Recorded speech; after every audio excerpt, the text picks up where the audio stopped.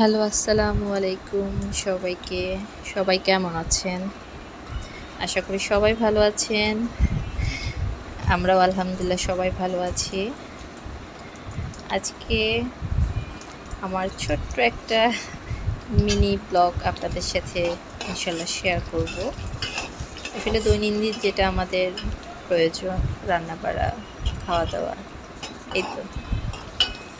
আজকে যেহেতু ওয়েদারটা প্রচণ্ড গরম, আজকে তেমন কিছু রান্না করব না। আজকে মুসুরির ডাল রান্না করব, সাথে হচ্ছে করলা ভাজি।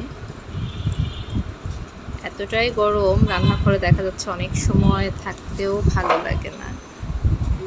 আর গরমের মধ্যে হালকা পাতলা খাবারই আলহামদুলিল্লাহ ভালো লাগে, সময়টাও বাঁচে, খাবারটাও ভালো লাগে। এই তো আজকে মুসুরি রান্না করার জন্য আমি কাঁচা পেঁয়াজ, কাঁচা মরিচ আর সাথে রসুন তেলে দিয়ে একটু ভেজে নিচ্ছি।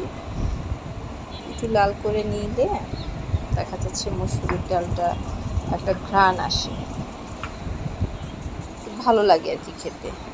এরপরে আমি একটু লবণ দিয়ে দিচ্ছি পরিমাণ মতো, তারপরে দিয়ে দিচ্ছি একটু হলুদ, একদমই পরিমাণ মতো। আমরা কি দৈনন্দিন জীবনে যেভাবেই রান্না করি, আমরা সবাই মনে হচ্ছে যে এরকমভাবেই রান্না করতে বেশি পছন্দ করি। অ্যাজ ইউজুয়াল এটা আমাদের সবারই বাসায় কম বেশি রান্না করা হয়। ডাল, এটা কিন্তু দেখা যাচ্ছে ম্যাক্সিমাম বাসায় কিন্তু প্রতিদিনে লাঞ্চে থাকবেই, ডালটা কিন্তু বেশিরভাগই থাকে।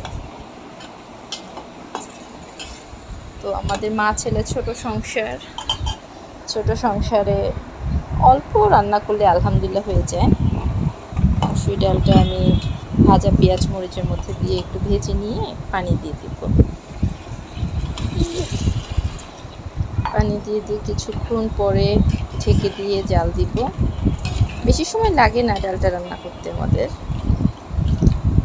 এটা আমাদের সবার জন্যই খুব কম সময়ে কিন্তু ডালটা আমাদের রান্না হয়ে যায়। ডাল ভাজি এগুলো আলহামদুলিল্লাহ আমাদের কিন্তু কম সময়তেই হয়ে যায়। বাইরের ওয়েদারটা আজকে বেশ গরম,